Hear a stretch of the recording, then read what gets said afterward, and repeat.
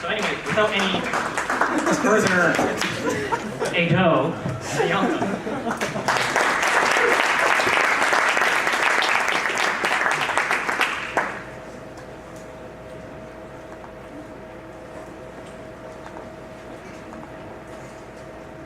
Hi everybody. Can everybody hear me without a mic? Yeah? Good? Good? That's actually very cool. So, what Gabriel came up here and talked about was the City Hall Task Force, and I just wanted to give you a little bit more context about what that is what I'm going to talk a bit about. What he didn't talk much about was the other task force members. He mentioned who they are, but he's got like a range of people, some former City Hall staffers, some former City Councillor, some policy people, some other academics to look at City Hall to see are there some things that could be improved in how it operates. And I think the story he told was did any of you go down to City Hall when it was sitting, when council was sitting? Is that anything that you did? No? So there's a thing in all levels of Canadian government where kids go in and they watch.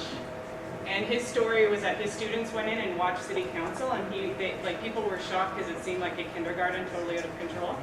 Has anybody been to City Council when it's sitting? Yeah, anybody like to torture themselves and watch it on YouTube? Yeah, that's my preferred. Okay.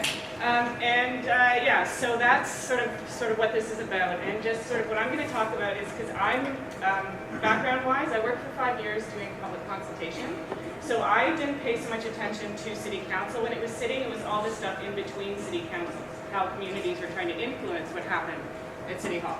So that's sort of the lens that I'm looking at this through, and also having worked in technology and being there on behalf of Civic Tech, talking about these sorts of issues as they relate to work we're doing here. So that's sort of me and why I'm talking about this stuff. But the main point is, I'm one person on that task force. There's a whole bunch of other people who are talking about a whole bunch of different things. Right? There are people and they're trying to figure out, should council be talking about X? Could they leave that to local community committees instead, for example, right? So just to clarify, we're going to talk about the stuff that I'm talking about, but that's one piece of like 10 things. Okay, good? Sorry? And okay, perfect. So I'm going to take maybe 10 minutes and just talk about the things that we've been talking about so far, because we've had one task force meeting. Listening to everybody and sort of their experience at City Hall, the three pieces that my experience shows could be improved are civic engagement, open data, and open government. So what I'd like to do tonight is sort of give you a flavor of what we've identified as problems, and then a little bit of the early thinking on solutions. Because the main point of this being a session is that if you guys have projects and ideas, we'd like to get them going and connect them to this process. Does that make sense to everybody? Yeah? Okay. So the first one, open government. So a note on open government. This thing about City Hall being a bit of a mess. I have a friend who, she used to cover stuff at City Hall, and she said she liked to cover City Hall because what happened there happened live. So at our provincial government and at our federal government, it has almost turned into just theater. Like you walk in and pretty much people know what's going to happen. Have you guys watched question period, stuff like that? So while some people hate the theatrics, the kindergarten, all the changing and the moving and stuff, the upside of that is that it is open, it is messy, and what you're seeing is what's happening. So I'm a strong advocate for messy, but I'd rather see messy and quasi-comic and have it be open. So one of the things that I've been saying to this group is like, we don't want things to go further behind closed doors. I read an article that the mayor might be looking at trying to close his executive committee meetings. Anybody read that article? Yeah, which is similar to caucus at sort of the provincial and federal level, which is how, discussions happen. My opinion, that's not a good idea, or do it, but make it open, right? So when we talk about open government, it's not just trying to make everything clean and neat. So that's just one point. So I'm kind of curious what people think about that. And also the second thing is that a lot of the stuff that happens at City Hall, you can really pinpoint to two personalities. Does anybody love their city councilor? I think if I would put my hand up for it. Okay, that's cool. So some of them are fantastic, right? And some of them aren't. And another point about this is you can't really resolve personalities. You can't make people act other than really, probably fake news. But the point is that people will be people, and this is trying to raise the bar, but not to change the process so much that you're trying to change the people who are there. So that's another point about what's sort of messy. So that's what we talked about at that first meeting. What we talked about in terms of what works well at City Hall, openness is a plus. The ability to work and think issue by issue. So you see things come on motions and they're small enough to get your head around generally. And they are making some improvements right now. What could they do better? So we talked about connecting to public consultations in a better way. How many people here have been to a public consultation, like in your board? Okay, that's cool. Could they invest more in IT infrastructure? That's a big discussion to have. Could they make more data available to support broader public discussion? Yes. Staff reports being politicized, that's a big issue. That's been a long time problem. Is staff, giving advice that might be not what the political people are thinking. So this starts to become, this is a big TTC topic, but that's one of the things that they could hopefully improve on. And finally, supplementary information that they make available. Has anybody tried to read a staff report? And if you are staff, I don't really care. I'm talking about aren't staff. Yeah, okay. So I'll give you an example of that one. There was a woman at our first task force meeting. Her name's Rachel Listener. And she said, if we're going to get these staff reports published, which is great, we need glossaries because they're not useful. So what you published it, it's open, but if I can't understand it, it's not helpful to me. So that's an example of a suggestion that she sort of put forward right on the spot, which is interesting. So that's sort of an example of the stuff we were talking about. In terms of engagement, I'm going to tell you the few things that we've talked about just to see if any of the stuff resonates with you or might be stuff that you might want to work on. So the first thing was connecting to public consultations. So of the people who went to public consultation, did you know when the thing you attended went to city council? Like, did you know when a decision was made about the thing that you went to a meeting for? Heads nodding no, right? You did? Apple for you. I like it. Yeah, sorry.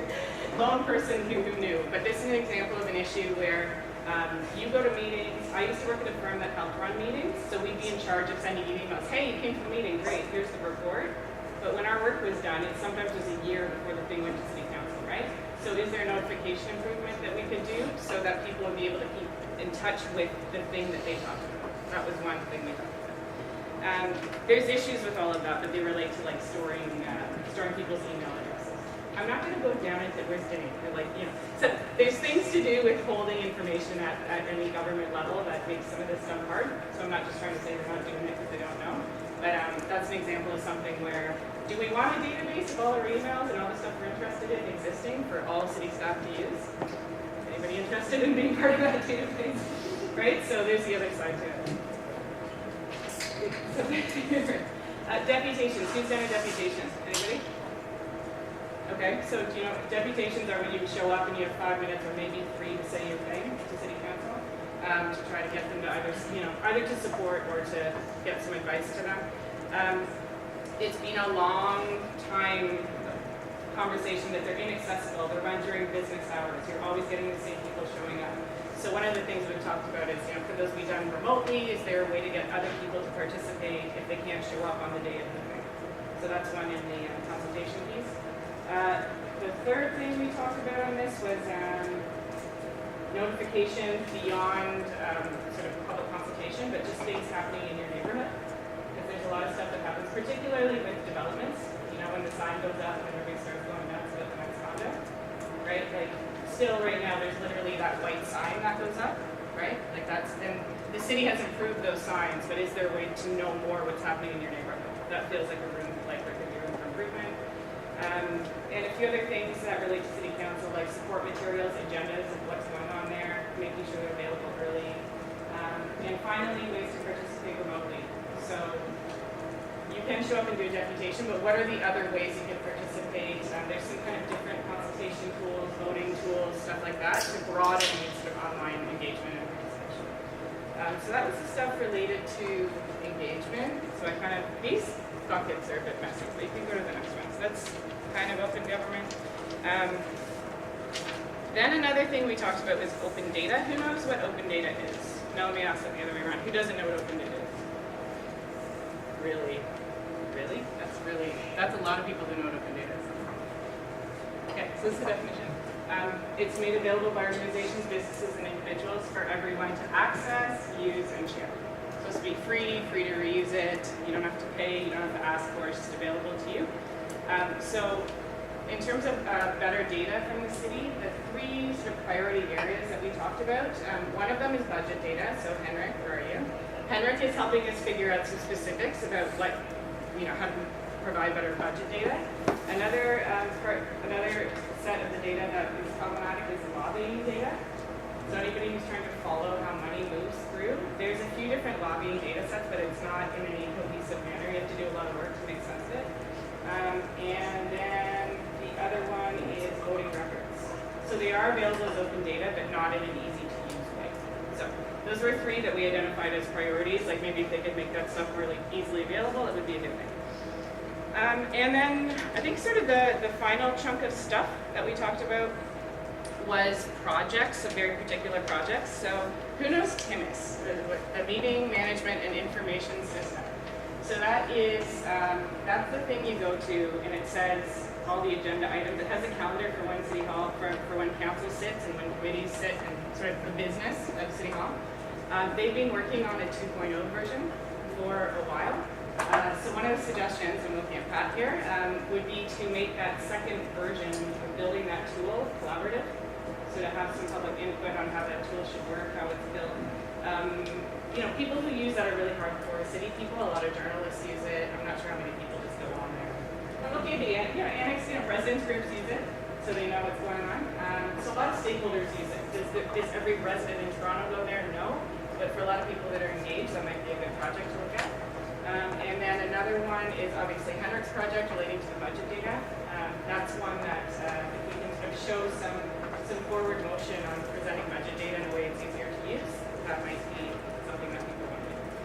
So that's kind of the stuff that we talked about in terms of how it relates to civic tech. I don't know if anybody has any projects that they're working on that sort of feel like they connect to this broader theme of using data and technology to make things work better at City Council. But the point of this is to say if you have them, let's start to talk about it because there's a real interest to get them as part of this task force, get them included in a report and see if we can keep working on them and also work with the city to work on them. So I know there's a few that are going that might connect to this. And then I think the only other thing, what was the thing with the video? Like to make the video live? It's because, so you can get onto the streaming of council, but there was an idea of making that stream more open, so you can sort of repurpose that video if you wanted to put it at different places. So these are the kinds of, these are the things we were talking about, basically. And if there's anything that you have experienced as someone who's trying to follow City Hall that you see as a big problem, you don't just have to have solutions, you could also just say this is a huge problem, and then I can help bring that into the reporting piece of it, so you can say, can we fix this somehow or whatever.